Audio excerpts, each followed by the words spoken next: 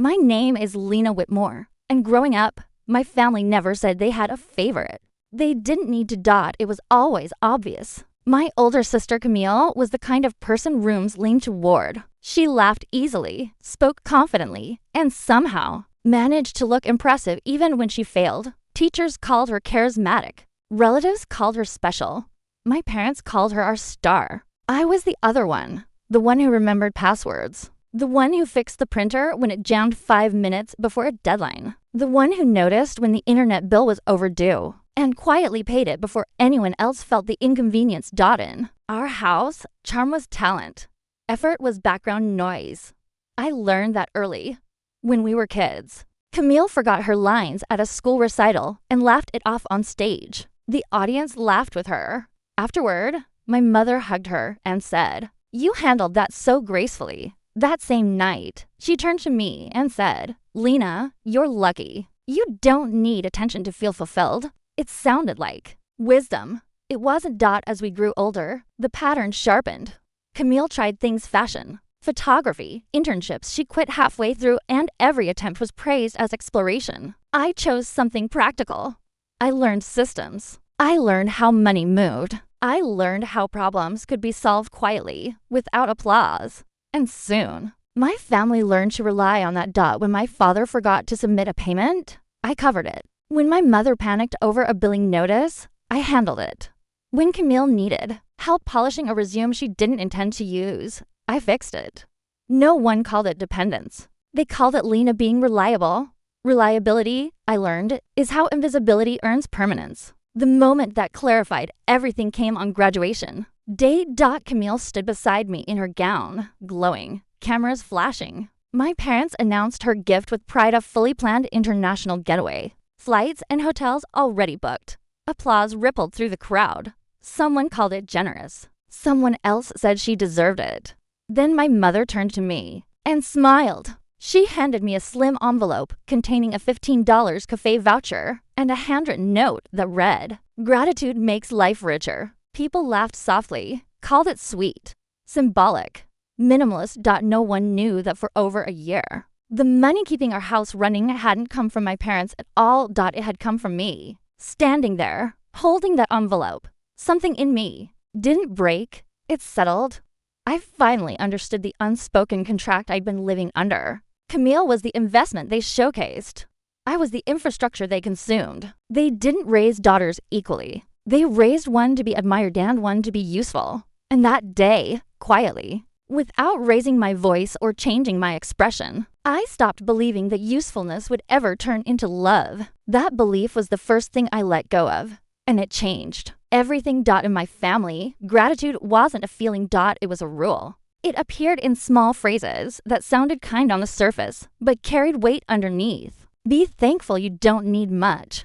You're lucky to be so independent. Some people would kill for what you have. Each sentence was delivered with a smile, as if it were a gift. Each one quietly taught me not to ask for more. My mother believed gratitude was proof of good character. She loved quoting articles about minimalism and humility, about how too much praise spoiled children. Camille soaked up attention effortlessly, so my mother never worried about her. I was the one she trained. Lena doesn't need fuss, she'd say to relatives. She's grounded. Grounded, I learned, meant unattended. When I was 12, I asked for piano lessons after hearing a classmate play at a school assembly. My mother tilted her head, considering it like a budget item rather than a desire. "Do you really need that?" she asked. "You should be grateful we already support your education." The conversation ended there. Camille, meanwhile, rotated through hobbies freely. Dance 1 year, theater the next. Each came with costumes, classes, and parental attendance. When she quit, no one called it wasteful. It was self-discovery. When I stopped asking, my mother called it maturity. By high school, gratitude had become my armor. I thanked my parents for rides they offered Camille first. I thanked them for quiet dinners they forgot I was attending. I thanked them for stability while silently holding together the parts they never looked at closely. They loved thanking me in return. "Lena's so low maintenance," my father would say. "We're lucky." What he meant was, I didn't cost them emotional energy. The older I got, the more gratitude became a leash. Anytime I hinted at frustration, it was gently pulled. You have it good, my mother would say. Don't compare yourself. Comparison wasn't the problem. Visibility was. When I got my first internship, unpaid but demanding, I balanced it with part-time work and classes. Camille announced she was burnt out from job searching and took the summer off. At dinner, my mother squeezed my hand. You should be grateful, she said softly. Hard work builds character. She said nothing to Camille. Gratitude was never required from her. Only from me. The words always arrived polished and polite, wrapped in encouragement. But the message was consistent. Wanting more was ungrateful. Needing recognition was selfish. Expecting fairness was entitlement. So I learned to smile through it. I learned to accept small rewards for large sacrifices. I learned to thank people for neglecting me in ways that didn't bruise their self-image. I learned that if I stayed useful and undemanding, I would be tolerated. Loved. No. But allowed. The day of graduation, holding that cafe voucher, the lesson finally completed itself. Gratitude hadn't made my life richer. It had made my absence convenient. My family didn't see my restraint as strength. They saw it as permission. Permission to give less. Permission to notice less. Permission to treat my silence as agreement. That realization didn't fill me with anger. It filled me with clarity.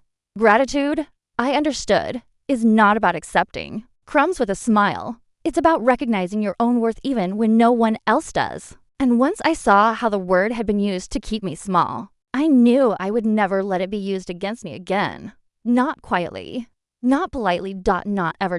By the time I realized I was paying for my family's comfort, it was already routine. Not because anyone asked me outright. They never had to. The expectation lived in the pauses, the sighs, the carefully worded emergencies that arrived just late enough to feel urgent and just early enough to feel solvable. It started with small things. A utility bill my father forgot to schedule. A credit card balance my mother said she'd sort out next month. Each time, I stepped in quietly, transferring money before late fees appeared, before panic became visible. I told myself it was temporary, that families helped each other, that gratitude would eventually come. It didn't. As my income grew. So did their confidence in my silence? The requests became less apologetic, more assumptive. Could you spot us? This once turned into a settle it later. Later never arrived. The mortgage came next. I still remember the night my father mentioned it. Voice low, pretending calm. Interest rates had jumped. The bank was being difficult. He didn't ask for help. He complained, expecting the room to catch the implication. It did. I logged into my banking app after dinner and set up an automatic transfer. I labeled it household contribution neutral, almost polite. Every month, the payment left my account, like a secret keeping itself. No one thanked me. The house stayed warm. The lights stayed on. The pride stayed intact. My parents talked about luck, about timing, about how things always worked out. They never wondered why. I watched my savings fluctuate, while Camille posted photos from brunches and weekend trips. I listened as my mother talked about budgeting wisely to her friends, never once mentioning the quiet subsidies she relied on. I told myself it was fine. I told myself this was what responsible people did. What I didn't tell myself was how exhausting it felt to be invisible and indispensable at the same time. 18 months passed like that. 18 months of silent payments, of my name attached to numbers no one acknowledged, of gratitude speeches delivered to me by people living off my discipline. The first time I almost said something was the night my father complained about a delayed renovation. If money weren't so tight, he said, shaking his head. I nearly laughed. Instead, I smiled and passed the salt. They didn't know they were exploiting me. Or maybe they did, and gratitude had given them cover. After all, I'd never complained. I'd never demanded recognition. I'd never corrected the narrative. Silence had become consent. But silence, I was learning, is expensive. Every unacknowledged transfer cost me more than money. It cost me energy. It cost me trust. It cost me the right to be seen as more than a resource. By the time graduation arrived with its applause, its speeches, its cafe voucher, and moral lessons, the truth was already written in my bank statements.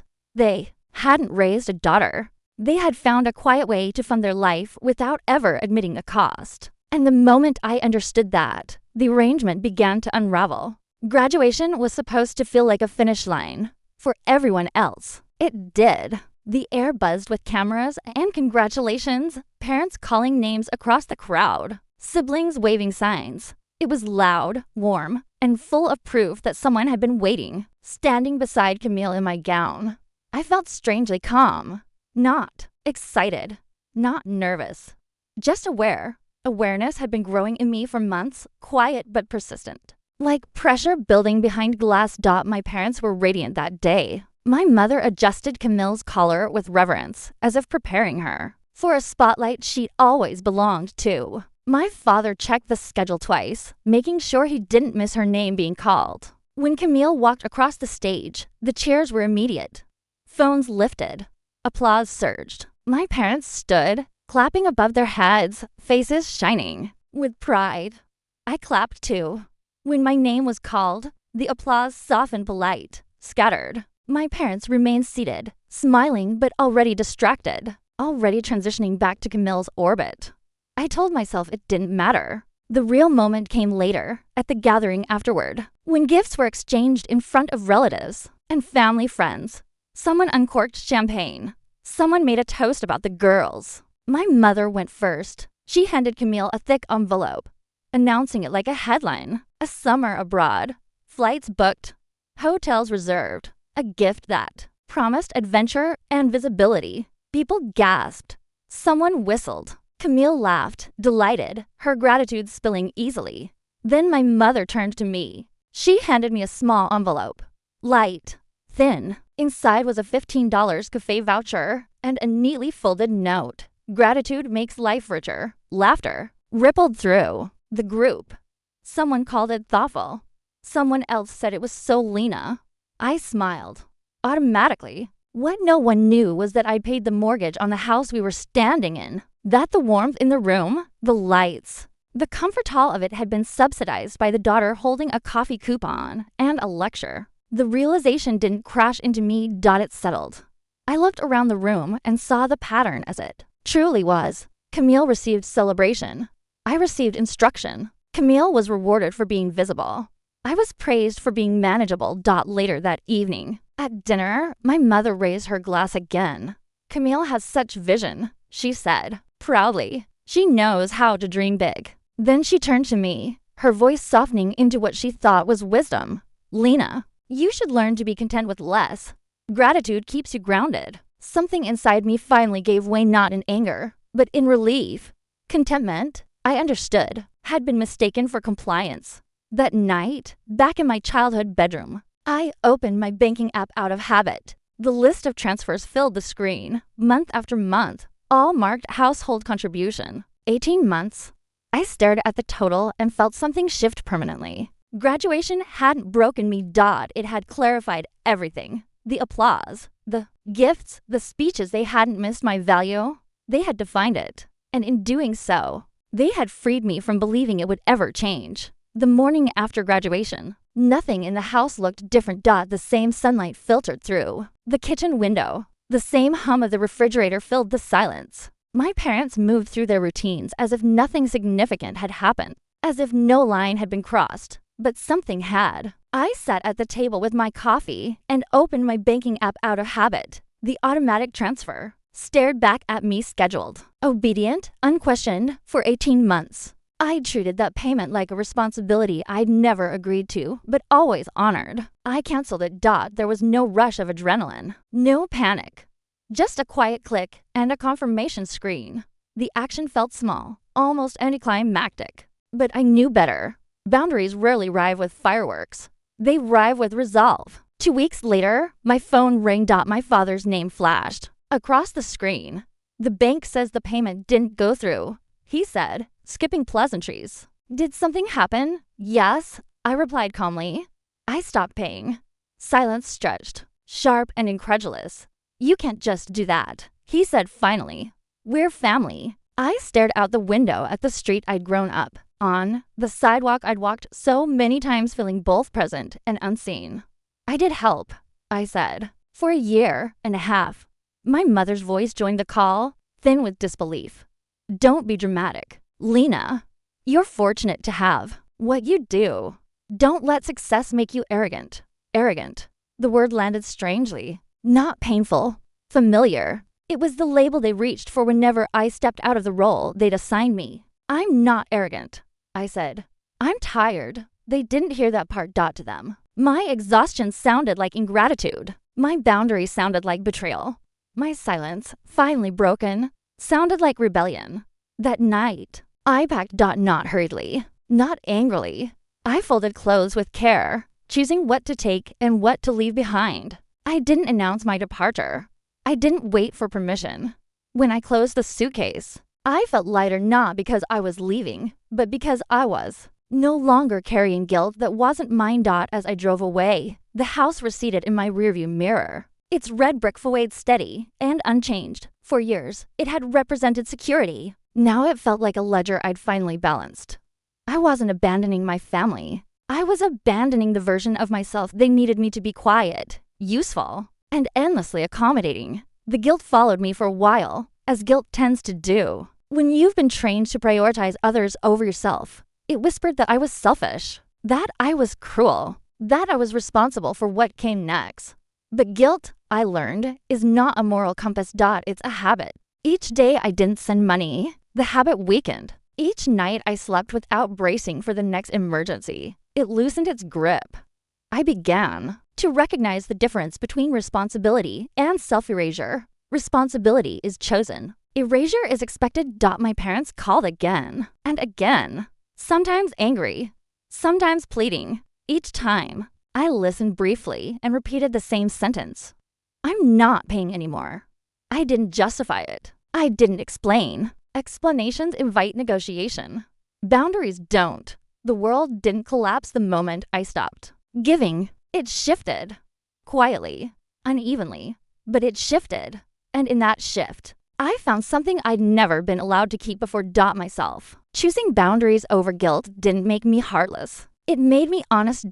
And honesty, once chosen, has a way of changing everything.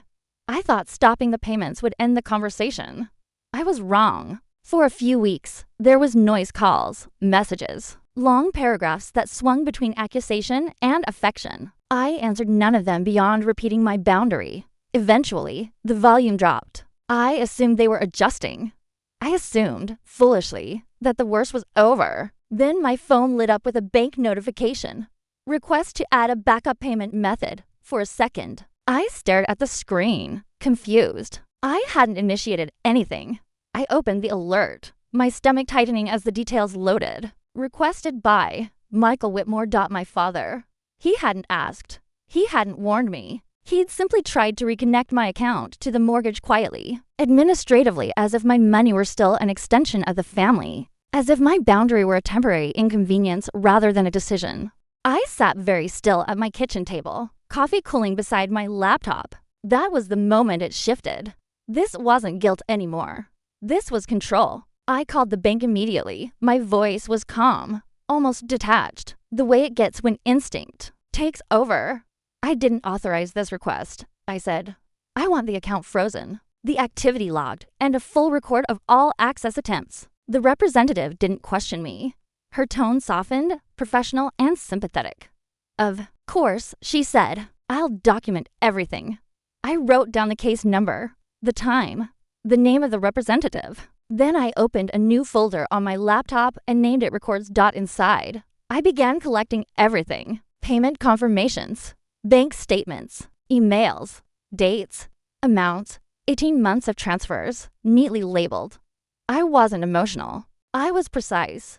2 days later, I drove back to the house. The red brick looked the same. The hydrangeas still bloomed by the door. But inside, the air felt heavier, strained by something unspoken. My mother sat on the couch, eyes red. My father stood near the window, jaw tight. Camille leaned against the wall, arms crossed, watching like an observer instead of a participant. We need to talk, my father said. You tried to access my bank account, I replied. His expression flickered annoyance first, then indignation. We were trying to fix a mistake. No, I said quietly. You were trying to undo a boundary. My mother's voice cracked. Lena, please. You don't understand what's at stake. I understand exactly what's at stake, I said. You just don't like that. It's no longer my responsibility. My father's tone hardened. You can't just walk away. That house, everything we built it depends on consistency. I met his eyes. It depended on me. You just never said it out loud. Silence stretched between us. Camille scoffed. You're overreacting. You could have just talked to us. I turned to her, steady. I did, for 18 months. With money. Her mouth opened, then closed. I'm not your backup plan. I continued. And I'm not your bank. My father stepped closer, voice low and warning. This is family, and I'm part of it, I said. But that doesn't give you access to my finances. The old clock ticked on the wall. For the first time, no one interrupted me. No one refrained my words. No one told me to be grateful. They were exposed. I've documented everything. I added every payment, every attempt to reconnect my account. If this happens again, I'll treat it as what it is. My mother whispered, what it is. Financial abuse? I said. The word landed like a dropped plate. I didn't wait for a response. I picked up my bag and walked to the door. No one followed. No one called my name. Outside, the air felt sharp and clean. I inhaled deeply, letting it fill my lungs. I wasn't shaking. I was done pretending this was confusion or love or misunderstanding. They hadn't crossed a line accidentally. They'd crossed it because they believed I'd let them. They were wrong. And now, everything they'd tried to hide was sitting neatly in a folder, time-stamped and undeniable. The betrayal hadn't broken me. It had clarified exactly what I was protecting and why I would never step back again. I didn't plan to expose them. That part matters. What happened next wasn't strategy or retaliation or some carefully staged reveal. It was exhaustion, timing, and one small mistake made late at night when my guard was down. I was working at my desk, the city quiet outside my window, the only sound the software of my laptop fan. I had been updating tax records, sorting documents from the records folder. I'd created payment confirmations, bank statements, timestamps that told a story no one had ever wanted to hear. I meant to send a single file to my accountant. Just one. But when I hit send, I didn't notice the old family email group still sitting in the CC field, a relic from holidays and forced updates I'd never bothered to delete. I shut my laptop and went to bed. By morning, my phone was vibrating like something alive. Missed calls, messages stacking faster than I could read them, notifications from people I hadn't spoken to in years. The first voicemail was from my mother, breathless and panicked. Lena, what did you do? I sat up, heart steady but alert, and opened my inbox. The file had gone out. 18 months of mortgage payments, each one clearly labeled, each one unmistakably traced back to my account. Someone my aunt, I later learned, had replied all with a single line. Did anyone know Lena was paying their mortgage? Screenshots followed. Shocked reactions, questions, confusion turning into understanding in real time. By the time I checked social media, it was already there. Not framed as an accusation, just facts, dates, amounts, evidence. The truth doesn't need commentary. It carries its own weight. My father called an hour later. There was no anger left in his voice, just raw panic. Do you have any idea what you've done? He demanded. People are calling. They think we used you. I closed my eyes, not from guilt, but from clarity. I didn't embarrass anyone, I said. I stopped hiding the truth. You could have handled this privately. He snapped. I did, I replied. For a year and a half. He hung up.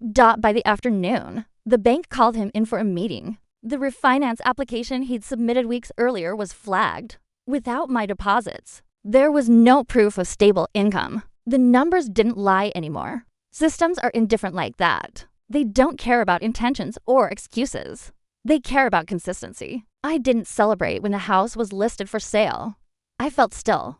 Justice didn't arrive loudly. It didn't demand satisfaction. It just rearranged the balance sheet and walked away. At work, I kept my head down. I didn't explain. I didn't defend myself. Colleagues noticed something had shifted, but no one pressed. Quiet precision, they called it. That phrase followed me. Weeks later, my sister showed up at my office. She looked immaculate as always, but her eyes were hollow. "You ruined everything," she said. I looked around the space I'd built secondhand. Desks, whiteboards full of ideas, light spilling in honestly through tall windows. "No," I said calmly. I stopped pretending. She didn't argue. She just left. The truth did what truth always does when it's finally allowed into the open. It separated people. Some relatives reached out with awkward apologies. Others went silent. A few accused me of airing dirty laundry. None of that mattered. What mattered was this: I hadn't raised my voice. I hadn't sought revenge. I hadn't even meant to reveal anything. I had simply stopped protecting a story that required my disappearance. And once the truth stepped into the light, it didn't need my help anymore. It stood on its own. Sometimes healing doesn't come from confrontation. Sometimes it comes from letting go of the effort it takes to keep a lie alive. And once you stop carrying it, you realize how heavy it always was. After the truth came out, people expected drama. They expected shouting, public arguments, sides being chosen loudly. They expected me to feel vindicated, maybe even pleased. That's how stories like this are usually told: justice as spectacle, consequence as punishment. But what followed was quieter. The house didn't empty overnight. There were no sheriffs at the door, no scenes in the driveway, just paperwork, meetings, notices written in careful, neutral language, the kind of language institutions use when emotion is irrelevant. The bank wasn't angry, it was uninterested. Without my deposits, the numbers didn't support the loan. The refinancing fell through. Then the grace period expired. The house, once a symbol of stability, became a liability no one could ignore. A for sale sign appeared on the lawn one morning. I drove past it once, unintentionally, and had to slow down at the corner. The sign leaned slightly, its edges curling in the damp air. Nothing about it felt dramatic. It was just their evidence that reality had finally caught up. I didn't feel triumphant. I felt distant. Justice, I realized, doesn't always come dressed as victory. Sometimes it arrives as correction. My parents stopped calling. Not out of reflection, but because there was nothing left to negotiate. Camille moved back home briefly, then left again when the tension became unbearable. Extended family stopped speculating once the facts were clear and unchangeable. There was no one left to argue with. At work, my life expanded in ways that had nothing to do with my family. My projects grew more complex, my confidence more rooted. People listened when I spoke, not because I demanded attention, but because my words were useful. I had built something that stood on its own. That was the real difference. When I stopped paying, I hadn't taken anything from them. I'd simply stopped giving what was never supposed to be taken. The fallout wasn't my doing. It was the natural consequence of a system that relied on secrecy. I thought about that often. Cruelty is intentional harm. Justice is the absence of cover. I hadn't pushed them into failure. I had stepped out of the way and let the truth do what it always does when left alone. One evening, weeks after the sign went up, I sat at my desk reviewing a proposal. The city hummed outside, indifferent and alive. I caught myself breathing easily, deeply in a way I hadn't in years. There was no knot in my stomach, no anticipation of the next crisis, no obligation waiting to ambush me. Freedom doesn't announce itself. It settles. I didn't need my family to suffer for me to heal. I needed the lie to stop breathing. Once it did, everything else rearranged itself without my involvement. Justice, in the end, wasn't something I delivered. It was something that arrived when I stopped interfering. And that, I learned, is the quiet power of choosing yourself, not to punish others, but to finally live without being diminished. Some consequences don't roar. They simply restore balance. And that was enough. Once the noise faded, something unexpected happened. I had space. Not just physical space, but mental room where my thoughts no longer had to negotiate with guilt or brace for interruption. For the first time in my life, my days weren't shaped by what my family needed from me. They were shaped by what I chose to build. Work became more than survival. I leaned into projects that required focus and care. The kind that rewarded patience instead of performance. At meetings, I spoke plainly. I stopped cushioning my ideas. I stopped apologizing before contributing. People noticed not because I demanded recognition, but because I was finally present in my own voice. My colleagues began to associate me with reliability that didn't disappear, precision that didn't seek praise, quiet leadership. The phrase quiet precision followed me again, and this time, I accepted it as part of who I was, not a limitation, but a strength. Outside of work, I rebuilt slowly. I reconnected with friends I'd kept at arm's length, not out of disinterest, but exhaustion. I learned what it felt like to be chosen without conditions. I learned that generosity felt different when it wasn't demanded. I made my apartment my own. Plants that needed regular care. Art that spoke softly instead of impressing loudly. A desk positioned near the window, where light arrived honestly each morning. Nothing in that space required justification. The most profound change, though, was internal. For years, I'd thought of myself as adaptable, low maintenance, resilient. Words that had once felt flattering now revealed their cost. They'd been survival traits, not identity. I wasn't invisible. I had been unprotected. Once I saw that distinction, everything shifted. I stopped measuring myself against Camille's shine or my parents' approval. I stopped asking whether my choices would make me easier to love. Instead, I asked a different question. Does this align with who I am becoming? That question became my compass. I began mentoring younger colleagues, not because I owed anything, but because I recognized myself in their quiet determination. I told them what I'd never been told, that competence doesn't need to glitter to be valuable, and silence should never be mistaken for consent. My family's absence no longer defined me. Their opinions no longer shaped my decisions. They had become part of my history, not my direction.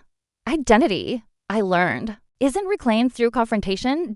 It's reclaimed through authorship, through choosing where your energy goes, through deciding what you will no longer subsidize, through building a life that doesn't require you to disappear. Purpose followed naturally once I stopped performing gratitude for scraps. I wasn't the invisible provider anymore. I was the architect of my own life. And that, finally, felt like home. Forgiveness came quietly, long after everything else had settled. It didn't arrive as a reunion or a heartfelt apology delivered at the perfect moment. It arrived in pieces, an unexpected message, a voice softened by loss, the absence of defensiveness where it once lived. My mother was the first to reach out. Her message was short and unpolished. No justifications. No advice disguised as wisdom. Just an admission that startled me with its simplicity. I see what I did now. I treated you like a resource instead of a daughter. I read it more than once. Forgiveness didn't mean forgetting. It didn't mean reopening doors that had taken years to close. It meant releasing the grip resentment once had on my chest. It meant choosing peace without surrendering boundaries. When we spoke, I listened. I didn't correct her memory or soften the truth. I let her own it. I forgive you, I said finally, but I'm not going back. She didn't argue. That was how I knew the apology was real. We didn't rebuild the old relationship. We didn't try to pretend things could return to what they were. Forgiveness wasn't a bridge backward. It was a clean line forward.